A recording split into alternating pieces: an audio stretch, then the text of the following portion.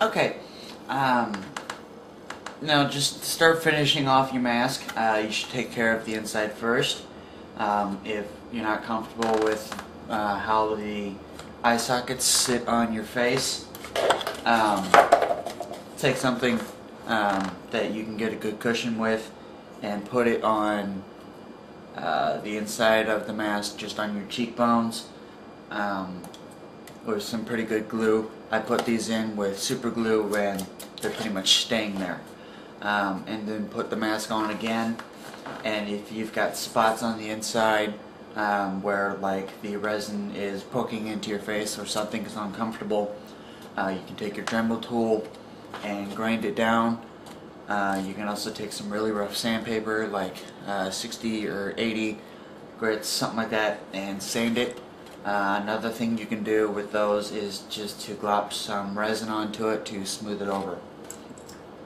And to lock the odor of the resin from the inside of the mask, spray some lacquer on it. If you've already put your lenses in and you haven't sprayed the lacquer, or you want to spray it again, just put some tape over the eye socket so the lacquer doesn't get onto the inside of the lens. Now, to attach the elastic band to your mask, if you don't want to put a hole in it and tie the elastic band onto it and hope the nut holds, you can put it on some other ways. You can permanently attach it to the mask using jean rivets. But if you get the jean rivets, be sure that you get the jean rivet tool. Put your little jean rivet into the tool, take your elastic band and cut a little hole in it.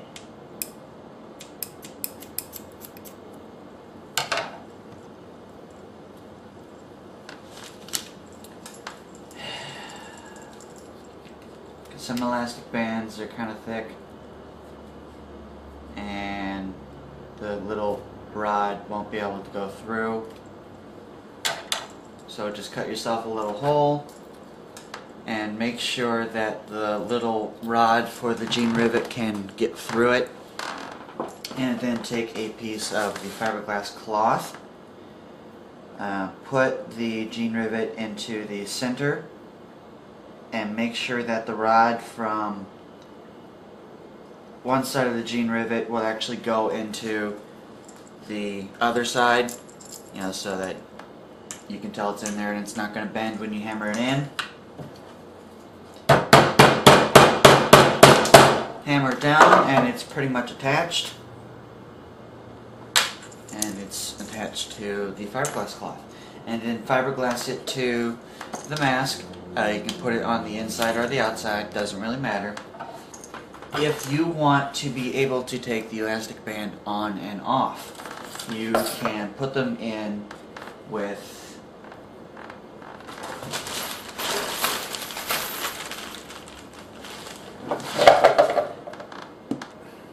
metal button snaps.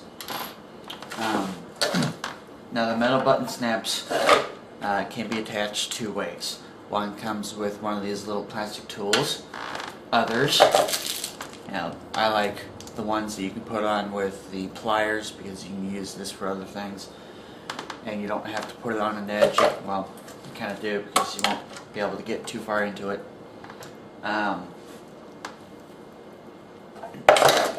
Do the same thing you did with the jean rivets and put the metal button snap onto the cloth, and then fiberglass it to the mask, and you will get your, oh, get off there. You will have your snap that you can take the elastic band on and off. Something that's a little easier when you're putting in the button snaps or jean rivets on the mask, if you can put a little hole in the mask, make sure that you can get the rod through the mask, and then you can go ahead and attach it. But if you're using one of those plastic tools, be sure that you're able to lie the mask on a flat surface in that spot and then hammer it. And it's that way it's a lot easier to get the jean rivets and button snaps onto the mask than having to stick it in the fiberglass cloth and fiberglass it down and hope that you get it to lie flat and perfect.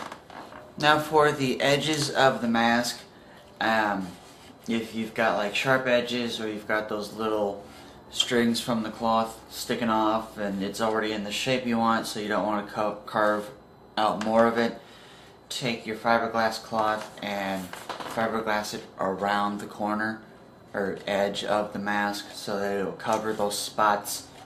And if you've got the little strings coming off from in the eye sockets, you can take some of that air dry clay and just kind of cover the edge on your eye socket. Now you need to make the mask as smooth as you can and give it a smooth surface for you to paint on. First things first, since you have several patches of the cloth on the mask, take your Dremel tool and sand off the little strings because they're kind of poking out. If you have like loose strings that are coming off, don't rip them out because sometimes you can ruin the patch of cloth. Just cut them off. And once you have all the little threads taken care of, take some fiberglass resin. You're going to be using about half the amount you use for putting the cloth on, and brush on a thick layer of the resin onto the mask. Let it sit for half an hour. If it's not a smooth surface, put on another coat. And you do want to put the resin everywhere on the mask, especially if you have some clay on it. Putting the resin over the clay will help keep the clay onto the mask. Even though it's pretty stuck to it, the resin will make it better. When you're doing like around your lenses, just take like a Q-tip or a small brush and cover the clay that's around that so you can not get too much of the resin onto the lens. If you do get the resin onto the lens, let it cure and then take your X-Acto knife and carefully cut the resin at the edge of the lens, and you should be able to pop it off from there. Okay, now once you have your mask all smoothed out, you can go ahead and start painting it. I recommend getting some painter's tape. That way you can get your straight lines. If you can't get the tape to get a certain shape into it, or you need a curve or some kind of design on the mask, put the tape where you need it to be. Draw a line of what you need on the mask, and then take your X-Acto knife, cut along that line. Just be careful so you don't accidentally scratch up the resin, but it's okay if you do scratch the resin because you'll be painting on that edge where you just cut the tape, and it's gonna hide that scratch. And once you have the tape cut, take the tape off that you don't need, and you've got whatever you needed. Now if you're going to be spray painting your mask, I can't stress enough, follow the directions that are on the can. Typically they say just spray a thin coat on whatever you're spray painting, let it dry for an hour, that's what this one says, and then spray another thin coat on whatever it is. Now if you spray on a coat of paint and trying to get an even, thick, solid color coat, you're going to be making the paint thick. And if you do that, you're going to have to let it sit for several hours for it to dry. Because if you don't, and it's still wet, when you touch it, you're going to put a fingerprint in it, you might smudge the paint, and you also might wind up taking the paint off.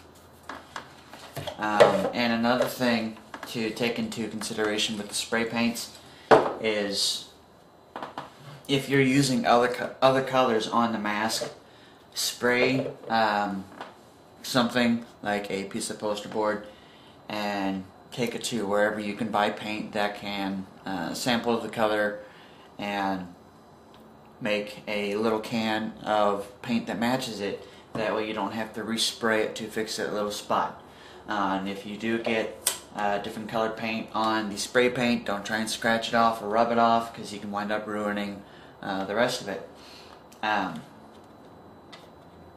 Now if you are just going to be putting on just a plain lacquer with no shine to it or anything like that, and the can says it's satin or gloss, be sure that the sample can that you get is satin or gloss. If you are going to be putting on a satin or gloss lacquer, that'll give the whole thing a shine. Whether the can says satin, gloss, flat, doesn't really matter what kind of touch-up paint you use, because even if with acrylic paints, those are flat and mattes, when you spray on the gloss or satin lacquer, everything's going to have a shine to it. Okay, now once you've got your mask all painted and varnished, if you have lenses on it, take your X-Acto knife and carefully cut the paint that's on the edges of the lens so that you can get the tape, and pop up the tape and carefully take it off. You may have to patch up the paint that's around the lens a little bit, and once you got that all taken care of, you're finished.